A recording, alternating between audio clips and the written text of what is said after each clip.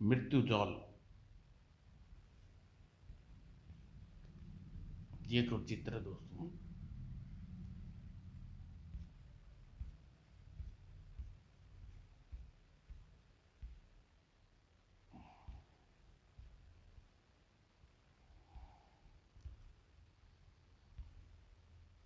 करीब 300 वर्ष पुरानी बात। एक गांव में एक व्यक्ति रहता था जो मछली पकड़ने का जाल बनकर अपना गुजारा करता था। लोग दूर दूर से उससे जाल खरीदने आते थे।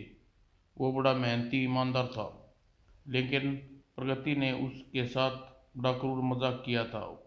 उसकी शक्ल कुछ ऐसी थी कि बच्चे बड़े उसका मजाक उड़ाते, यहाँ तक कि गांव का सरपंच भी उससे घृणा करने लगा था। बच्चे उसे नाम दिया था मकड़ी मानव। जब वो 50 वर्ष का हो गया तो एक वैज्ञानिक ने उसके गांव में आया और उससे कुछ प्रयोग के लिए मकड़ी मानव का अपहरण कर लिया।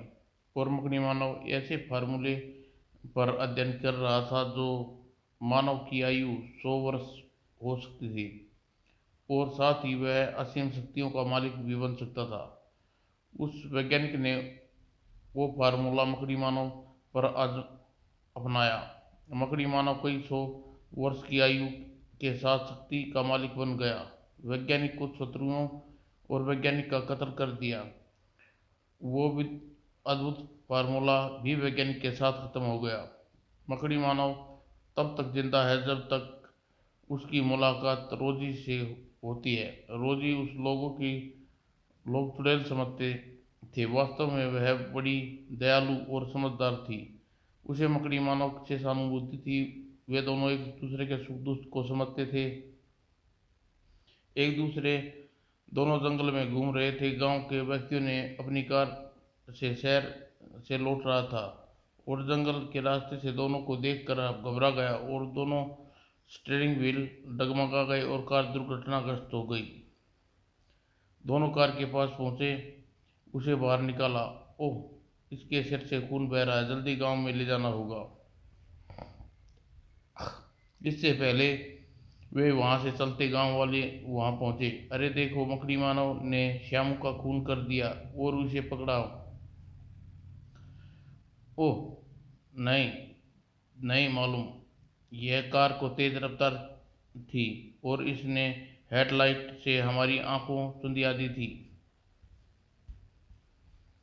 तेज रफ्तार के कारण वो कार को काबू में न कर सका।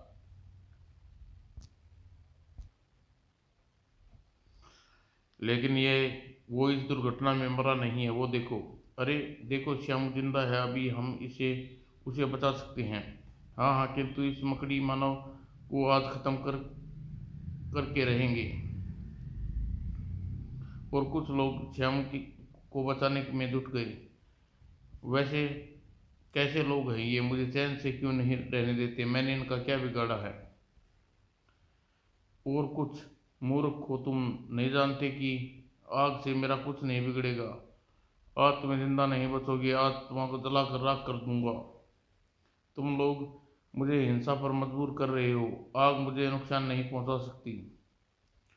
लो, तुम्हारा अंत आ गया, अब तुम्हें कोई नहीं बचा सकता, मैं तुम्हें जला कर राख कर दूंगा। चलो, यह भी आजमा लो। आज आज तक तुम मुझे सताते आए हो। मैं नहीं चाहता था कि तुम मैं नुकसान पहुंचाऊं, लेकिन तुम्हें अब मुझे लड़ने पर मजबूर कर दिया है। और यह और यही है तुम्हारी गलती है। मकड़ी मारो ने गुस्से में आ गया और उसे असीम शक्ति का सामने टिक न पाई। लेकिन कुछ लोग मकड़ी मानो को मारने में तुले हुए थे, और कुछ उनमें से था जो डॉक्टर डैन जैकी का सहायक जैकी ने जिम मकड़ी मानव की तलाश में वहां भेजा। जिम ने डॉक्टर जैन को फोन किया। जैकी, मैंने मकड़ी मानव को पता लगा लिया है। अभी कुछ ही गांव वाले मानव को मारने की कोशिश कर रहे हैं। हमें वह जिंदा पकड़ सकते हैं, लेकिन हम रोजी का अपहरण कर ले तो मकड़ी मानव अपने आप जाल में फंसेगा। जैसा तुम ठीक समझो करो।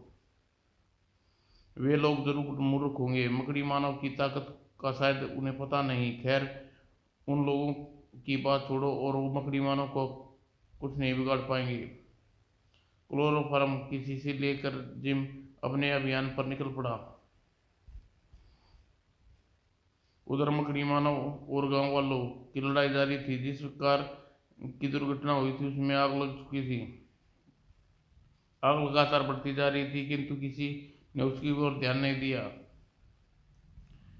आग की लपटें जब कार के पेट्रोल टंकी पर पहुंची तो एक जोरदार धमाके के साथ कार की धज्जियां उड़ गई और उसके आसपास घरों तक आग पहुंच गई। ओह, आग फैल गई। इस आग के साथ ही मकड़ी मानव को गुस्से की आग भी पूरी तरह भड़क उठी थी। लोगों ने उसे खलबली मच गई, सभी लोग घबरा उठे। लेकिन जिम के लिए बड़ा अच्छा था मौका अच्छा था। उसने बड़े आराम से रोजी को काबू में किया। रोजी को संभल भी न पाई थी कि क्लोरोफॉर्म की तेज गंध बेहोश होने लगी और चिल्ला भी न पाई थी। और जब मकड़ी मानव ने लड़ाई खत्म हुई तभी रोजी को ये लोग उठा उठा ले गए, मगर क्यों? लेकिन इसका कारण मकड़ी मानव नहीं जानता था। वह टायरों के निशान के पीछे भागता भागता जंगल में जा पहुंचा। तो ये लोग कार से यहाँ छोड़कर भाग गए, जरूर उन झाड़ियों की ओट में गए होंगे, और अब लोग भी पैदल जरूर उन्हें पकड़ लूंगा। घनी झाड़ियों में जा घुसा। ये आवाज़ कैसी है? तो किसी तेज तेज होती जा रही है। ओह, जहाज! ये तो सीधा मेरी तरफ आ रहा है। और तब ये क्या? ये कोई दवाई छिड़क रहा है। ये दवाई मुझे छिड़क दवाई उस मुझ मुझी पर छिड़कने आया था। ये इन लोगों का जाल था मुझे पकड़ने के लिए। तो धीरे धीरे वह बेहोश होने लगी। फिर कुछ घंटों के सफर के बाद मकड़ी मानव को होश आया। वह एक अनजान जगह पर था। बहुत अच्छे लोग हो तुम। होश अच्छे बहुत अच्छे, तुम होश में आ गए हो। कई वर्षों से मैंने तुम्हारी तलाश में था, तुम्हें मिल गई हो। मेरा असली नाम बहुत कम लोग को मालूम है। वैसे तुम मुझे डॉक्टर जैकी के नाम से जानती हैं। मुझे तुम्हें यहाँ इसलिए बुलाया ताकि वह वो फार्मूला जान सकूँ जिससे तुम इतने शक्तिशाली बन गई, कई सौ वर्ष तक जिंदा हो। मेरे पास तुम्हारे सारा इतिहास सुरक्षित है। मुझे मालूम है तुम शुरू में एक सामान्य पुरुष थे और मछली पकड़ने के जाल बनाते थे। अब तुम मुझे जल्दी से फार्मूला बता दो, रोजी की जान जा सकती है, वरना तुम्हारी रोजी कहाँ है? ये देखो, रोजी अभी तक सुरक्षित है। अगर तुमने फार्मूला का पता मुझे नहीं बताया तो यह सुरक्षित रहेगी, वरना डॉक्टर जैकी क्लोज सर्किट टीवी शुरू कर दिया, जिसे के साथ कमरे में रोजी के चित्र उभरा। वास्तव में फार्मूले के बारे में मकड़ी मानव को कुछ याद नहीं था। वह तो बहुत वर्षों पुरानी बात थी, जब उसकी इस फार्मूले की वजह से असीम शक्ति लंबा जीवन मिला था, और तब से जंगलों में भटकता रहा। फिर सभी लोग उसे डरते रहे, यहाँ तक कि बाकी लोग की तरह सामान्य जीवन व्यतीत नहीं कर रहा था, इसलिए उसे याददाश्त और भी कम हो गई थी। जब तुम मेरे बारे में इतना जानते हो तो तुम्हें यही फार्मूले के बारे में मालूम होना चाहिए। यही दुख की बात है, उस फार्मूले को मैं नहीं जान सका, लेकिन अब मैं तुम्हें पता करके रहूँगा। लेकिन मुझे उसके बारे में कुछ याद नहीं है। वह बहुत पुरानी बात है, और मैं उस फार्मूला मेरा बनाया नहीं था, वो तो वैज्ञानिक ने तैयार किया था, जिसने मुझे कैद कर रखा था, प्रयोग किया रहा था। वह मेरी यह हालत हुई गई। तुम जानबूझकर वो फार्मूला मुझे से छुपा रहे हो। सोच लो, अगर तुमने मैं सच सच नहीं बताया तो रोजी के साथ साथ तुम्हारी भी जान जाएगी। लेकिन मैं सच कह रहा हूँ। ठीक है, तुमने बता दिया। रोजी की जान तुम्हारी वजह से जा सकती है। अब इसकी जिम्मेवार तुम ही हो। अब उसे कोई नहीं बचा सकता। और फिर डॉक्टर जैकी ने अपने सहायक को आदेश दिया, तुम रोजी को खत्म कर दो। और जिमी की कैद में रोजी मरने के लिए तैयार हो जाओ, तुम्हारा साथी मकड़ी मानव तुम्हें बचा नहीं पाएगा। रोजी बड़ी शांत और निडर थी, उसके सम्मोहन शक्ति करके उसका प्रयोग किया और जिमी की पिस्तौल वाला हाथ जाम हो गया। ओह मेरा हाथ, क्या हो गया, मेरा हाथ अकड़ गया। लेकिन जिमी पूरी तरह हैरा रोजी को सम्मोहन शक्ति में था, वह भाग न चला सका। रोजी की नजरें सम्मोहन शक्ति का प्रभाव होता रहा। धीरे धीरे खिड़की का पर्दा फड़फड़ाने लगा और फिर वह पर्दे में उलझ गया और एक भारी फूलदान से उसका सिर पर आ गिरा। उधर डॉक्टर जैकी और मकड़ी मानव के पिस्तौल की आवाज़ सुनी तो देखा, रोजी की जान तुम्हारी छोटी सी भूल की वजह से गई। उस फार्मूलों के दूसरे तरीके का पता करूंगा।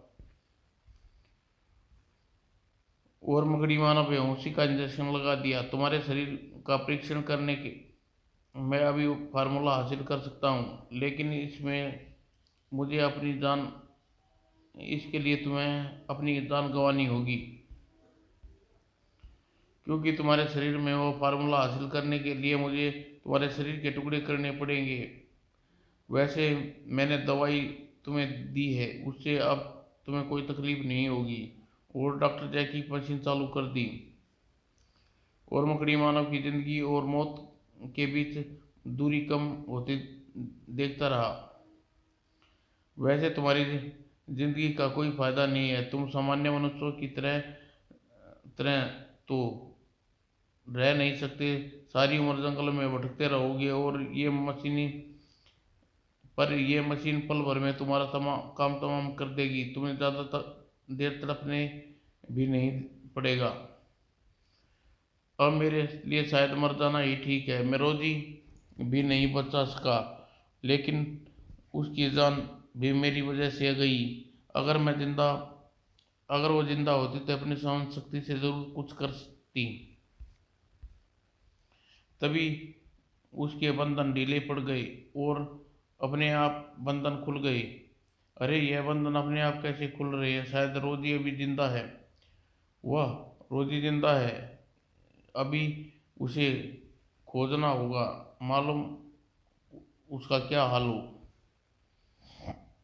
लेकिन डॉक्टर जैकी मकड़ी मानव की खत्म करने पर तुला था, उसका हाथ दीवार पर टंगे कुल्हाड़े की तरह पड़े। ओ तो तुम मेरी कल्पना से ज्यादा बलवान हो, लेकिन अब तुम जिंदा नहीं छोड़ूंगा। अब तुम्हारी मौत ज्यादा दर्दनाक होगी।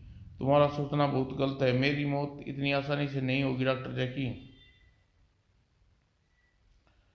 और मकड़ी मानव ने नया जोश था, उसे बेकाबू पाना आसान काम नहीं था।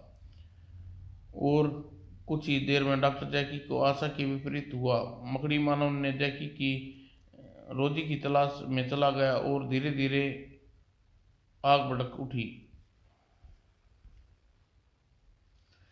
उधर मकड़ी मानव सिर धीरा रोजी को ढूंढने में सफल हो गया। रोजी इसी आशा में थी।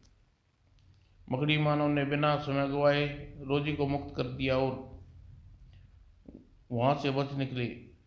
लेकिन तब डॉक्टर जैकी को होश आ चुका था। मकड़ी मानव को बच निकलना तो मेरी इमारत को जलाकर।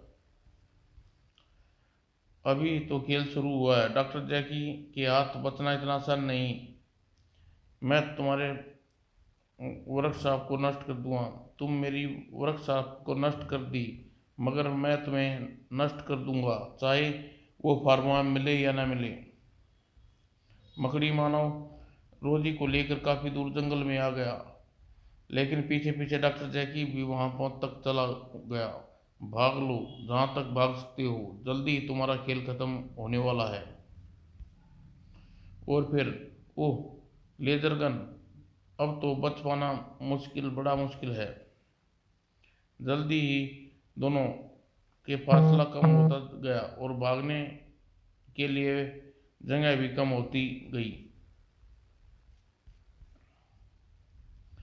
और तब डॉक्टर ने निशाने लेकर लेजर गन से चला दी धाएं। ओह, अब अंत निश्चित है। लेकिन जैसे ही मकड़मानव के पांव धरती पर टकराए, अब डॉक्टर जैकी की जिंदगी खतरे में थी। लेजर गन उसके किसी कुछ काम न आई। लेजर गन अचानक गुफा की दीवार से टकराई। बचाओ! और डॉक्टर जैकी नीचे नीचे की ओर गहरे पानी में सदा के लिए डूब गया। शबाक! चलो रोजी, अब यहाँ से चलें। तस्करों से टक्कर। यह कीटी मानवता की रक्षक, जुल्म में अराजकता की दुश्मन। यह शेरू, राका, जग्गा अत्यंत खुकार और कपटी, पैसे के लिए कुछ भी कर सकते हैं। इनका खास धंधा तस्करी के लिए सामान समुद्र तट पर अपने बास तक पहुंचाना, जहां इस काम के लिए काफ़ी धन मिलता है और ये इसके अलावा छोटी मोटी वारदातें भी कर डालते हैं। लेकिन अब ये पुलिस के हाथ में बचे हुए हैं। वैसे कुछ दिन ज़्यादा ही लापरवाह हो गए हैं और किटी की तरह इन पर भी शक है कि आज इनकी गतिविधियों पर नज़र रखे हुए है। हमारी कहानी शुरू होती है बरसात की उस रात से, जिसे तीनों एक होटल में बैठे गुप्त गुप्त कुछ बातें कर रहे थे। आज भाभी कुछ विशेष सामान बास के लिए ला रहा है। वह हमें ठीक 11 बजे काली पहाड़ी वाले अड्डे पर मिलेगा। मालूम नहीं वह क्या है ला रहा है, लेकिन जो कुछ भी ला रहा है वह कीमती करोड़ों में है। मेरे ख्याल से हमें यहाँ से चलना चाहिए। काली पहाड़ी पर पहुँचने का 1 घंटा लग जाएगा। हाँ जग्गा, होटल वाले को पेमेंट कर दो। हम बाहर तुम्हारी कार में इंतजार करते हैं। ठीक है, तुम चलो।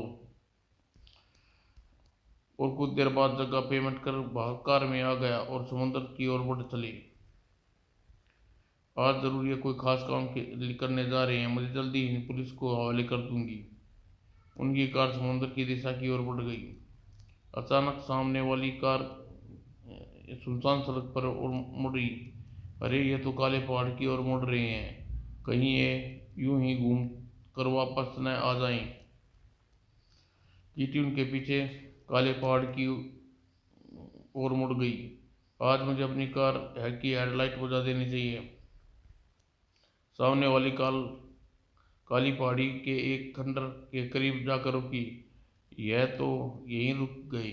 मुझे अपनी कार झाड़ियों की ओट में खड़ी कर देनी चाहिए।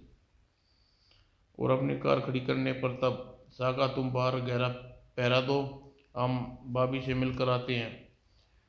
शेरू और जगह खंडर में प्रवेश कर गए। राका बाहर अंधेरे में खड़ा हो गया।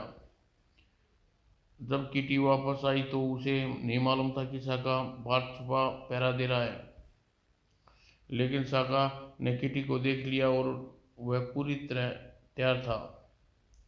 ये खंडर इन तस्करों से मिलने का स्थान है। मुझे कल यहाँ आकर यहाँ सारी स्थिति देख लेनी चाहिए।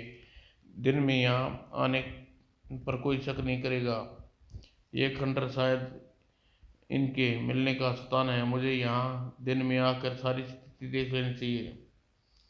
वे मजबूरन वे मजबूत जकड़ में फंस चुकी थी। सांस लेना उसे कठिन लग रहा था। ओह, मैं कितनी लापरवाह हो गई। मुझे मार ही डालेगा। मुझे जल्दी कुछ करना होगा। और फिर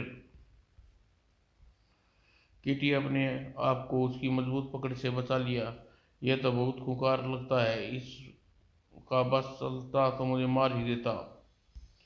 और जैसे साका दोबारा वार करने के लिए आगे बढ़ा, किटी ने उस पर भारी ड्रम फेंक कर मारा। हूँ तो तभी उल्लू चलाया।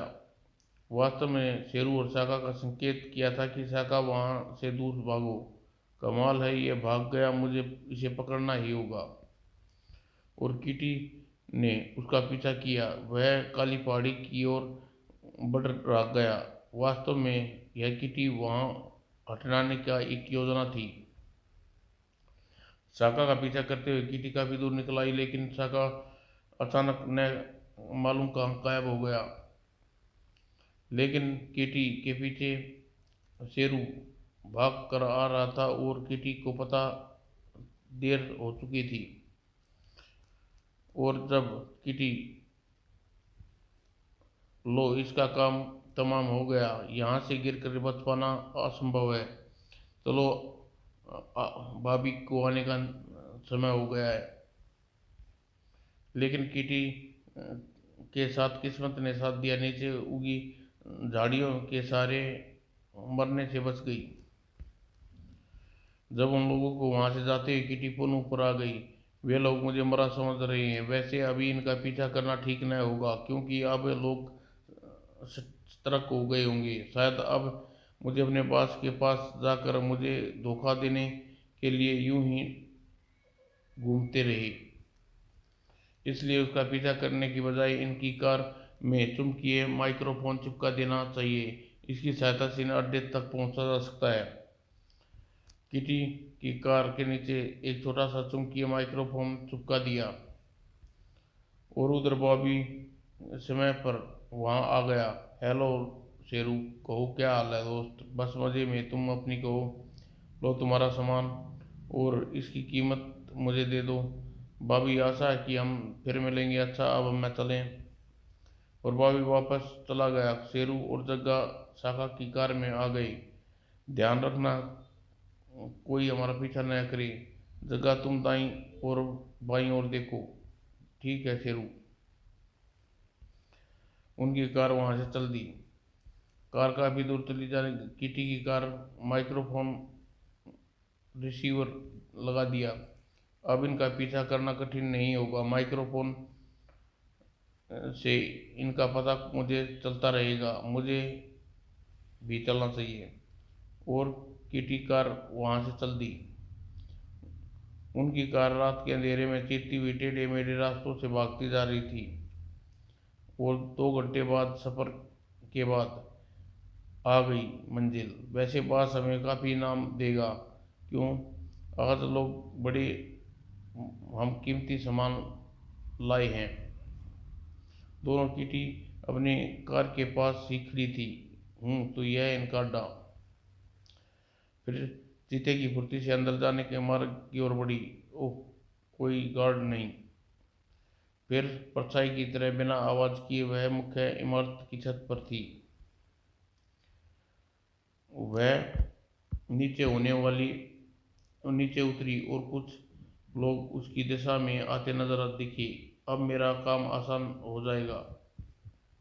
कीटी वहां से गुजरने का इंतजार करती रही। तब आखिर आदमी उसके सामने से गुजरा। कीटी ने अपना वेश बदल लिया। अब यहाँ पर ज़्यादा स्वतंत्रता से घूम सकती हूँ। मुझे इन लोगों में शामिल हो जाना चाहिए। वो सब जा रहे थे तहखाने में, जहाँ बारूद और असल असला रखा जाते थे। ओ, यहाँ तो इतने शस्त्र हैं कि एक छोटी सी फौज तैयार की जाए तो कोई ये कोई बहुत खतरनाक गिरोह है। यह सब काम खत्म कर लो। ठीक है। नंबर 6 और 7, तुम जाकर लाइब्रेरी में जोसेफ की मदद करो। Yes sir. नंबर 7, नंबर 2 और 4, वर्कशॉप में जाकर लेजर गन चेक करो। ओके। नंबर 5, तुम बॉस को बताओ कि बारूद सही सलामत गोदाम में रख चुका है। Yes sir. नंबर 8, तुम गोदाम के दरवाज़ा बंद करके मेरे साथ आओ। कल अभियान की तैयारी करनी है। और गोदाम का दरवाज़ा बिजली के स्विच दबाते ही बंद होता था। किटी को पता नहीं था। क्या बात है नंबर 8, तुम इधर चले किधर चले? दरवाज़ा बंद करने के लिए कहा था तुम कि माल किटी को मालूम था कि आदमी का भेद खुल जाएगा। उसने गार्ड को मौका नहीं दिया, बगैर हमला कर दिया। गार्ड कम ताकतवर न था। तुम्हारी ये हिम्मत हमारे अड्डे में घुसी, चलो बास को तुम्हारे भाग्य का न्याय करेंगे। बास के ऑफिस में सरिया लड़कियां हमारे अड्डे में आप पहुंची। मुझे लगता है पुलिस की विभाग से मिली हुई है। हूँ तो इसे कैद खाने में डाल दो, कल हमारे इसके बारे में सोचेंगे। फिलहाल तो हमें भाभी द्वारा लाए गए सामान की जांच करनी है।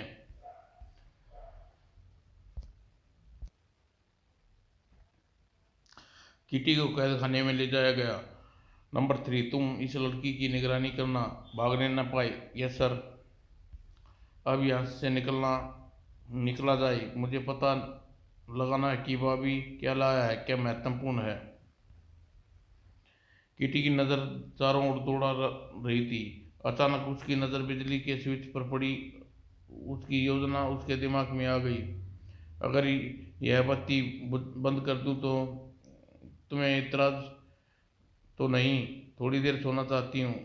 और स्विच टूटा हुआ है। इससे पहले नंबर 3 किटी की उस प्रश्न का कोई जवाब देता पता नहीं, किटी ने अपनी जगह से उठी और फिर आ ओह, बिजली का करंट से यह तो बेहोश हो गई। देखूं इसकी क्या हालत ज़्यादा खराब तो न हो। लेकिन जैसे ही वह दीवार पर किटी पर झुका, उसे बिजली से भी ज़्यादा खतरनाक झटका लगा और किटी एक बार फिर आज़ाद थी। इनके पास तक पहुंचना मुझे ज़्यादा दिक्कत नहीं होगी। मुझे ऑफिस तो मैंने देख ही रखा है। किटी ने ऑफिस की तरफ बढ़ने लगी। मुझे यकीन है इनका शत्रु देश का एजेंट है, तभी तो यहाँ इतनी मात्रा में शस्त्र रखे हैं और बास के ऑफिस में है। हेलो मिस्टर एक्स, मैंने यहाँ की यूनिवर्सिटी लैब के बारे में जानकारी हासिल कर ली है। अब आप एजेंट को पेमेंट के साथ भेज दें और सारी रिपोर्ट ले जा सकते हैं।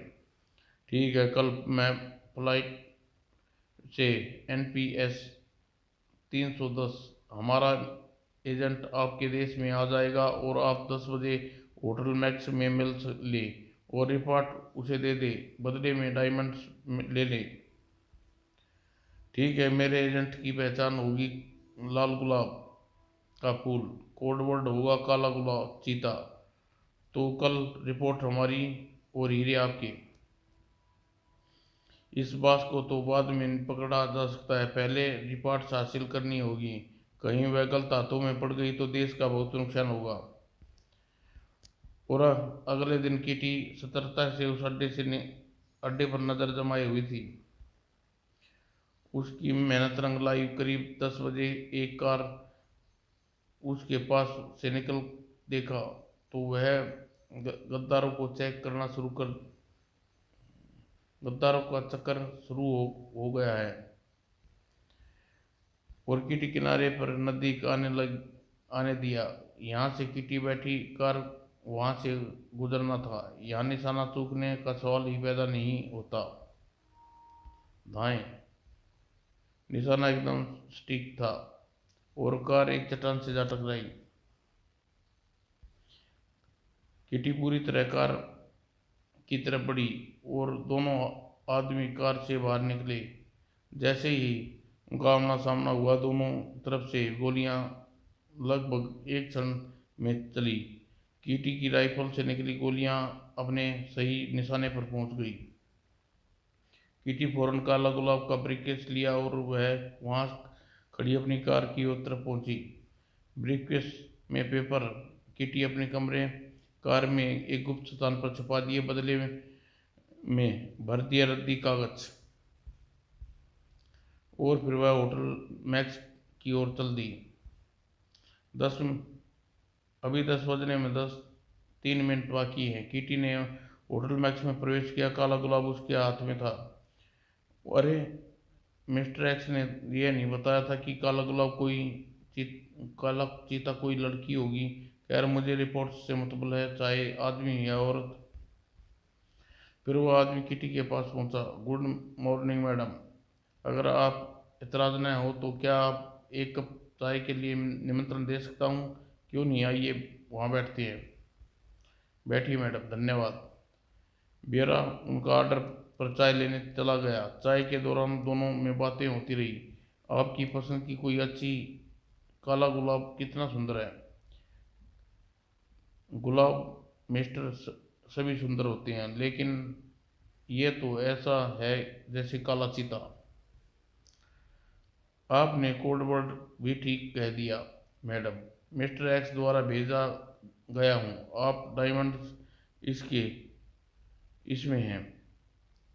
आप मुझे वो रिपोर्ट दे दें। क्यों नहीं, रिपोर्ट इस ब्रीफकेस में है। थोड़ी देर बाद बैठने के बाद, ठीक है, आप रिपोर्ट चेक कर ले, मैं चलूँ? मैडम, आपके बॉस पर पूरा यकीन है, उन्होंने भेजा है, ठीक ही होगा। अच्छा, अब मैं चलूँ? बॉस को जाकर रिपोर्ट देनी है। जी हाँ, मिस्टर एक्स के लिए भी बेताबी से इंतज़ार कर रहे होंगे। कीटी वहाँ से सीधी पुलिस चीफ विजय सिंह के पास पहुंची और उन्हें हीरो और रिपोर्ट देकर सारी बात बताई। इस तरह गद्दार बास को गिरफ्तार करना, आप पुलिस फोर्स के साथ आइए और पहले मैं चलती हूँ। बेटी, आप अपनी जान जान जोखिम में मत डालना। देश को तुम्हारी अभी बहुत ज़रूरत है। मैं तुम्हें पुलिस फोर्स को लेकर पहुंचता हूँ। कीटी अपनी कार से तेजी से मंजिल की ओर बढ़ रही थी। इस बार कीटी ने गुप्त स्थान पर तस्करों के अड्डे में पहुंचना चाहती थी। वह पहुंची जहां बारूद का भंडार था। उसी समय कोई वहां मौजूद न था। कीटी वहां से टाइम बम फिट कर दिया, जो उसे ठीक 1 घंटे के बाद फट जाएगा। कीटी बास के ऑफिस में पहुंची। बास अकेला था। हाथ उठा लो, जरा भी चालाकी की तो मारे जाओगी। अब मेरी बात जरा ध्यान से सुनो। मैंने तुम्हारे अड्डे में टाइम बम फिट कर दिया है, जल्दी ही फटने वाला है। पुलिस भी जल्दी आने वाली है, इसलिए अपने आज सभी आदमियों सहित आत्मसमर्पण कर दो, वरना। तभी पुलिस फोर्स वहां आ गई और चारों ओर से घेर लिया। तुम्हारा खेल खत्म है। तुमने जो रिपोर्ट मिस्टर एक्स को भेजी थी उस समय पुलिस के पास है। अब वह जेल जाने की तैयारी कर लो। वो तुमने मुझे बर्बाद कर दिया। कीटी के कहने पर बास ने सभी को सूचित किया। इस समय अड्डे पर टाइम बम फिट किया हुआ है, इसी जो थोड़ी देर में फट जाएगा, इसलिए सब अपने अपने को पुलिस के हवाले कर दो, वरना मारे जाओगे। पुलिस चीफ विजय सिंह सब क्या वाक्य सुना। वाकई कीटी का काम बड़ा तेज है। लोग अब कहीं भी नहीं भाग सकते। फिर देखते देखते सभी बाहर आने लगे। अंदर, लड़की, तुम वाकई बड़ी बहादुर हो, तुम साहसी हो, लेकिन फिर भी तुम जिंदा गिरफ्तार नहीं कर सकती। इसके पहले कीटी कुछ कर पाती, बड़ी फुर्ती से नीचे कूद गया। बम विस्फोट का समय नज़दीक आ गया। कीटी जल्दी ही बाहर निकल गई और जल्दी से बाहर भागी। बाहर सभी कीटी के बारे में चिंतित थे। ओ गॉड, कीटी को क्या हो गया? अब तक उसे आ जाना चाहिए था। तभी वो आ गई, कीटी आ गई। बम फटने में का समय बिल्कुल हो चुका था। कीटी पूरी ताकत से भागी, लेकिन सिर दी जब खतरे की सीमा से बाहर थी और समुद्र में। बस बस, तुम होश में आओ। फिर बेहोश हो गया। पता बताने बचेंगे या नहीं, सब उस लड़की की वजह से हुआ। वाह बेटी, तुमने तो कमाल कर दिया। इतने खतरनाक गिरोह का अंत, सारा श्रेय तुम्हें है। कई महीनों बाद कीटी के दिमाग में कहीं ख्याल आया, क्या वाकई बास मर गया है? मेरा दिल तो कहता है कि वह गद्दार शायद बच निकला। समाप्त दोस्तों।